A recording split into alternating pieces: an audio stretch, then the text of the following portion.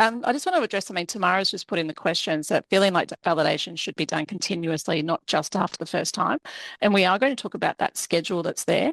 But yes, we need to be looking at how often we validate, and it's not just the standards at the moment say at least once over the 5-year cycle. But if you're doing a validation of student judgments once in 5 years, how are you really ensuring quality? And what we're talking about here is not minimum compliance requirements. We're talking about quality. If you make changes to things, if you have a new trainer come on, all these different things change the risk that comes with the assessment process.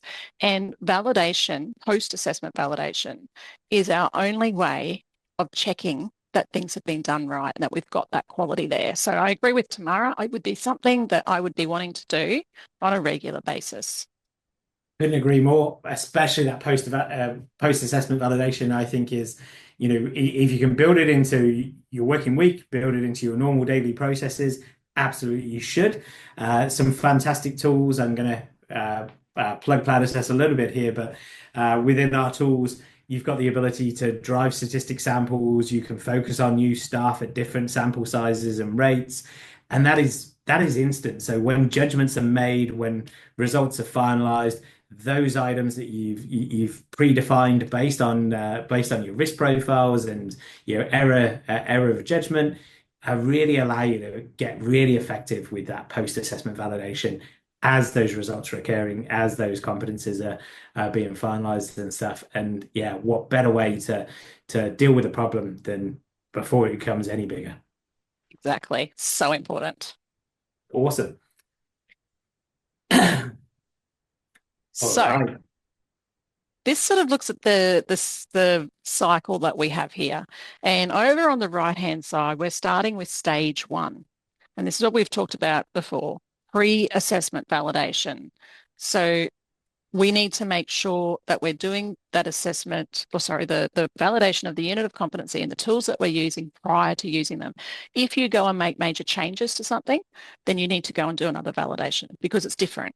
And you need to make sure that it's still meeting the requirements of what you need. So that pre-assessment validation is that very important stage 1. Stage 2 is where we are going to go and deliver and conduct, and that's where our processes come in. So if you've got a new trainer or a new assessor, there might be some things in there that you need to do to make sure that your practices are being followed the way that they should, that their marking is the right way. Have some moderation before results are given out to students. And then we have our stage 3 post-assessment validation. So looking at afterwards, have our assessments given us some valid, reliable results? Are they going to be consistent? Are they meeting the requirements of the unit? Are they authentic student work? We've got a big issue at the moment with plagiarism, using tools like ChatGPT, and that's a whole other discussion, which I'm sure will come up in the questions, but looking at our assessment design around that and having that post-validation. And that feeds into our sessions. So we've got there session 1, session 2, session 3. That's about training, providing the learning, giving time for practice, capturing the evidence, achieving competency, and then validating at the end.